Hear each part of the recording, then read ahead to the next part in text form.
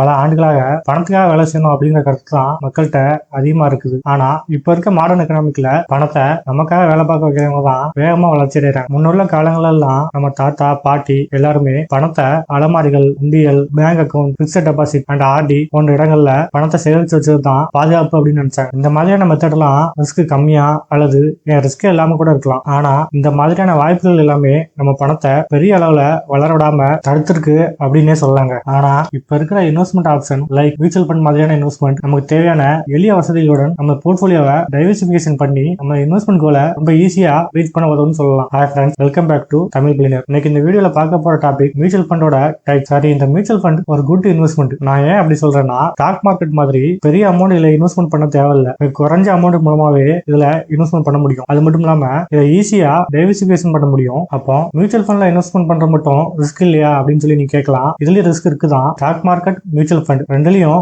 ஒரே அளவு ரிஸ்க் இருக்குதான் செய்யுது. ஆனா ஸ்டாக் மார்க்கெட் நீங்க தனியா ஒரு ஸ்டாக் அனலைஸ் பண்ணி இன்வெஸ்ட் பண்ண வேண்டியது இருக்கும். ஆனா மியூச்சுவல் ஃபண்ட் பொறுத்த வரைக்கும் இதுல ப்ரொஃபஷனல் போர்ட்ஃபோலியோ மேனேஜர்ஸ் இவங்க இந்த வேலையெல்லாம் பார்த்துப்பாங்க. ஸ்டாக் அனலைஸ் பண்ண டைம் இல்ல, கொஞ்சம் டிஃபிகல்ட்டா இருக்கு அப்படின்னு சொல்றவங்களுக்கு மியூச்சுவல் ஃபண்ட் தான் பெஸ்ட் சாய்ஸா இருக்கும். ஓகே, இந்த வீடியோல என்ன பார்க்க போறோம்னா, மியூச்சுவல் ஃபண்ட்ல என்னென்ன டைப்ஸ்லாம் இருக்கு, இந்த மியூச்சுவல் ஃபண்ட்லாம் என்னென்ன பேசிக்ல ஒர்க் ஆகுது அப்படிங்கிற பத்தி தான் பார்க்க போறோம். வாங்க வீடியோக்குள்ள போலாம். Mutual fund important type. இன்னைக்கு மார்க்கெட்ல இருக்கிற மியூச்சுவல் ஃபண்டை புரிந்து கொள்ள உங்களுக்கு உதவுறதுக்காக இதை 3 வகையா பிரிச்சிருக்காங்க. அது என்னென்ன அப்படிங்கிறத பார்க்கலாம். Based on structure, based on asset class, based on investment goal. இது கீழே இருக்கிற பிரிவுகள் என்னென்ன பார்க்கலாம். First based on structure. இதுல இருக்க பிரிவுகள் என்னன்னா, first open ended, second close ended, third interval fund. அடுத்ததா பேஸ்ட் ஆன் அசெட் கிளாஸ். இதுல ஃபர்ஸ்ட் ஈக்விட்டி ஃபண்ட், செகண்ட் டெப்ட் fund, third money market fund, fourth hybrid fund. அடுத்து based on investment goal. First growth fund, second income fund, third liquid fund, fourth tax saving fund, fifth fixed maturity fund, sixth pension fund. இதெல்லாம் பத்தி இன்னும் விரிவா பார்க்கலாம். First based on structure. Mutual ஃபண்டை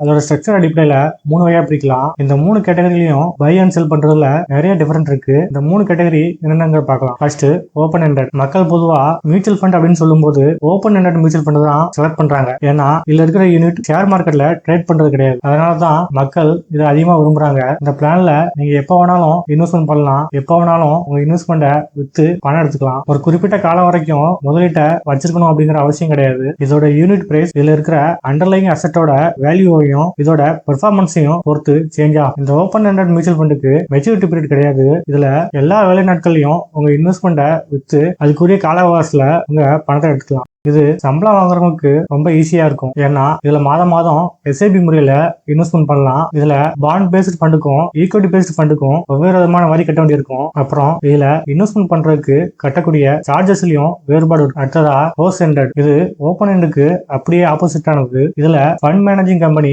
new fund offer சொல்லிடும் போது எவ்வளவு unit அப்படின்னு சொல்லி பண்ணி வச்சிருப்பாங்க. இந்த மாதிரி ஃபண்ட் ஆஃபர் சொல்லிடும் போது தான் நம்ம இன்வெஸ்ட்மெண்ட் பண்ண முடியும். இந்த மாதிரி நியூ ஃபண்ட் ஆஃபர் வெளியிடும் போது நம்ம வாங்குற யூனிட் எல்லாமே குறிப்பிட்ட காலத்துக்கு அப்புறம் தான் செல் பண்ண முடியும். ஓபன் எண்டட் ஃபண்ட் மாதிரி எப்போனாலும் வாங்கி எப்போனாலும் விற்க முடியாது. ஒரு குறிப்பிட்ட காலம் வரைக்கும் அது கண்டிப்பா வச்சிருக்கணும். இந்த மாதிரி செய்யும்போது ஃபண்ட் மேனேஜ்மெண்ட் கம்பெனி குறிப்பிட்ட காலத்திற்கு ஒரு குறிப்பிட்ட இன்ஸ்ட்ருமெண்ட்ல இதை இன்வெஸ்ட்மெண்ட் பண்ணி வச்சிருப்பாங்க. இதன் மூலமா நல்ல லாபம் பார்க்க முடியும். இது உள்ள பங்குகள் ஷேர் மார்க்கெட்ல ட்ரேட் ஆகலாம். இப்போ எக்ஸாம்பிளுக்கு ஒரு இன்வெஸ்டர் 3 வருஷத்துக்கு இதுல இன்வெஸ்ட்மெண்ட் பண்ணி வச்சிருக்காரு அப்படின்னு வச்சுப்போம். அவரு அந்த 3 வருஷம் பணத்தை எடுக்காம இருந்தாரு அப்படின்னா அந்த ஃபண்ட் மேனேஜ்மெண்ட் கம்பெனிக்கு அந்த ஃபண்டை எப்படி முதலீடு பண்ணலாம், எதுல முதலீடு பண்ணலாம் அப்படிங்கிறது வசதியா இருக்கும். அப்புறம் இதுல இருக்கிற யூனிட்டை நீங்க வாங்க வரும்போது அவங்க சொல்லியிருந்த விலையோட நீங்க வாங்க போற விலை அதிகமா இருக்கலாம். அப்புறமா இந்த க்ளோஸ் எண்டட் ஃபண்ட்ஸ் எதிர்பார்க்கிற அளவுக்கு லாபம் தரல அப்படின்னு சொல்லி நிறைய பேர் அவங்க கருத்தை முன்வைக்கிறாங்க. கடந்த கால ஹிஸ்டரியை பார்க்கும்போது க்ளோஸ் எண்டட் திட்டங்களோட ஓபன் எண்டட் திட்டங்கள் தான் அதிகமான வருமானத்தை கொடுத்திருக்கு அப்படின்னு சொல்றாங்க. இதுல இருக்கிற இன்னொரு நெகட்டிவ் என்னன்னா, இதுல சிஸ்டமேட்டிக்கா இன்வெஸ்ட்மெண்ட் பண்ண முடியாது,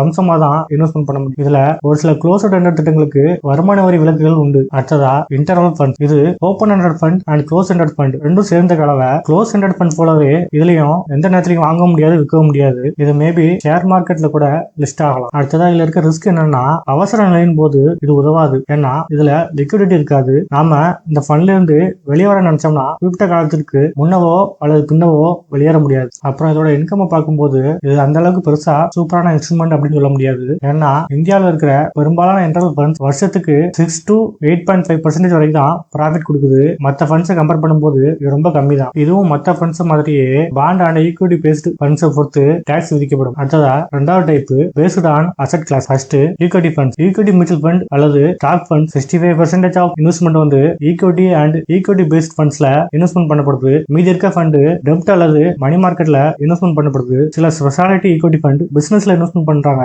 எக்ஸாம்பிளுக்கு health care and essential commodity செக்டர்ல இன்வெஸ்ட்மெண்ட் பண்றாங்க. செகண்ட் டெப்ட் ஃபண்ட்ஸ். டெப்ட் மியூச்சுவல் ஃபண்ட் பிக்ஸ்ட் இன்கம் செக்யூரிட்டிஸ்ல இன்வெஸ்ட்மெண்ட் பண்ணப்படுது. ஈக்விட்டில இன்வெஸ்ட்மெண்ட் பண்ண விரும்பாதவங்களுக்கு இது low risk and good investment option. டெப்ட் ஃபண்ட்கான எக்ஸாம்பிள் என்னன்னு பார்ப்போம். Number 1 fixed maturity plan. Number 2 short term plan. Number 3 monthly income plan. அடுத்ததா third money market fund. Money market மூலமா திரட்டப்படும் பணத்தை treasury bill, corporate bond, government bond, commercial paper இந்த மாதிரி money market ஃபண்ட்ல investment பண்ணுவாங்க. இதுல இருந்து வர வருமானத்தை தான் நமக்கு வருமானமா கொடுப்பாங்க. இது low risk and high liquidity. அடுத்ததா ஃபோர்த் ஹைபிரிட் ஃபண்ட்ஸ். இது பேர்ல இருக்க மாதிரியே இது வேற வேற அசெட்ல பிரிச்சு இன்வெஸ்ட்மெண்ட் பண்ணுவாங்க. ஃபார் எக்ஸாம்பிளுக்கு டெப்ட் அசெட், ஈக்விட்டி, கோல்டு, அப்புறம் ரியல் எஸ்டேட்ல கூட இன்வெஸ்ட்மெண்ட் பண்ணுவாங்க. அடுத்ததா third type based on investment goal. Investment கோலை பேஸ் பண்ணி மியூச்சுவல் ஃபண்ட் 6 வகையான கேட்டகரியில பிரிச்சிருக்காங்க. First growth fund. அதிக அளவு பணத்தை இன்வெஸ்ட்மெண்ட் பண்ண போறேன் அப்படின்னு நினைக்கிறவங்களுக்கு growth இன்வெஸ்ட்மெண்ட் பெஸ்ட். ஏன்னா இந்த ஃபண்ட் எல்லாம் ஷேர்ஸ் அண்ட் growth செக்டர்ல இன்வெஸ்ட்மெண்ட் பண்ணப்படுது. இதுல அதிக அளவு ரிஸ்க் இருக்கு. யாரு high risk and high profit வேணும் அப்படின்னு நினைக்கிறாங்களோ அவங்க growth ஃபண்ட்ல இன்வெஸ்ட்மெண்ட் பண்ணலாம். Second income fund. Income fund low risk தான். அது மட்டும் இல்லாம ஹிஸ்டாரிக்கலா பார்க்கும்போது பெட்டர் ரிட்டர்ன் எடுக்கலாம் அப்படின்னு ப்ரூவ் பண்ணிருக்கு. இந்த ஃபண்ட்ல ரெகுலரா இன்கம் வந்துட்டு இருக்கும். இந்த fund stock, bond and fixed income செக்யூரிட்டிஸ்ல பிரிச்சு முதலீடு பண்ணிருக்காங்க. Third liquid fund. Liquid fund வழக்கமா டெப்ட் இன்ஸ்ட்ருமெண்ட் அண்ட் மணி மார்க்கெட்ல இன்வெஸ்ட்மெண்ட் பண்ணப்படுது. இதுவும் டெப்ட் ஃபண்ட் கேட்டகரி தான். இந்த ஃபண்ட்ல மேக்ஸிமம் 10 lakhs வரைக்கும் இன்வெஸ்ட்மெண்ட் பண்ணலாம். இதோட NAV அதாவது நிகர சொத்து மதிப்பு வருஷத்துல 365 நாளும் கணக்கிடுறாங்க, including Sunday also. Fourth tax saving fund. Tax saving fund இது ஈக்விட்டி அண்ட் ஈக்விட்டி ரிலேட்டட் செக்யூரிட்டிஸ்ல இன்வெஸ்ட்மெண்ட் பண்ணப்படுது. இத ELSS அப்படின்னு சொல்றாங்க. அப்படின்னா equity linked saving scheme. Tax saving ஃபண்ட்ஸ்ல இருக்க அமேசிங் ஃபீச்சர்ஸ் என்னன்னா FDயை கம்பேர் பண்ணும்போது லோவஸ்ட் லாக்இன் பீரியட். மற்ற சேவிங் இன்ஸ்ட்ருமெண்ட்டை விட ஹை ரிட்டர்னை ஜெனரேட் பண்ணக்கூடிய கெபாசிட்டி இருக்கு. உங்க வெல்த்தை அதிகப்படுத்துறதுக்கும் உங்க டாக்ஸை சேவ் பண்றதுக்கும் இது யூஸ் ஆகும். Fifth fixed maturity funds. இதுவும் க்ளோஸ் எண்டட் ஃபண்ட் மாதிரி ஒரு குறிப்பிட்ட காலத்திற்கு மட்டும் இன்வெஸ்ட்மெண்ட் பண்ணக்கூடியது. இந்த fund stock, bond and money மார்க்கெட்ல இன்வெஸ்ட்மெண்ட் பண்ணப்படுது. டெப்ட் மார்க்கெட்டோட ட்ரெண்டை கணிக்க முடியாதவங்களுக்கு இந்த ஃபண்ட் ரொம்ப யூஸ்ஃபுல்லா இருக்கு. Sixth pension fund. நம்மளோட சேவிங்ஸ் அண்ட் EPF மட்டும் வச்சு நம்ம ஃபேமிலியோட பினான்சியல் ஸ்டெபிலிட்டியை வருங்காலத்துக்கு நல்லபடியா கொண்டு போக முடியாது. இந்த பென்ஷன் ஃபண்ட்ல ஒரு குறிப்பிட்ட அமௌண்ட்டை இன்வெஸ்ட்மெண்ட் பண்றது மூலமா நீங்க பினான்சியலா ஸ்டேபிள் ஆகிறதுக்கு ப்ரிப்பேர் ஆகலாம். இது மூலமா நீங்க ஒரு ஹெல்தி அண்ட் ஹாப்பி ஃபியூச்சரை உங்க ஃபேமிலிக்கு வழங்க முடியும். ஓகே ஃப்ரெண்ட்ஸ், நீங்க எந்த ஃபண்ட்ல இன்வெஸ்ட்மெண்ட் பண்ணாலும் சரி உங்களோட இன்வெஸ்ட்மெண்ட் கோல் அண்ட் ரிஸ்க் எடுக்கும் திறன் இதை மனசுல வச்சு இன்வெஸ்ட்மெண்ட் பண்ணுங்க. ஏன்னா மியூச்சுவல் ஃபண்ட் சந்தை அபாயத்திற்கு உட்பட்டதுதான். இருந்தாலும் லாங் டேர்ம்ல ஒரு 10 வருஷத்துக்கு நீங்க இன்வெஸ்ட்மெண்ட் பண்ணும்போது இதுல நல்ல லாபத்தை பார்க்கலாம். இந்த வீடியோ உங்களுக்கு பயனுள்ளதா இருந்துச்சுன்னா ஃபினான்ஸ் மற்றும் இன்வெஸ்ட்மெண்ட் பற்றிய கூடுதல் தகவலுக்கு சேனலை சப்ஸ்கிரைப் பண்ணுங்க. தேங்க்ஸ் ஃபார் வாட்சிங் அண்ட் ஹாப்பி இன்வெஸ்ட்.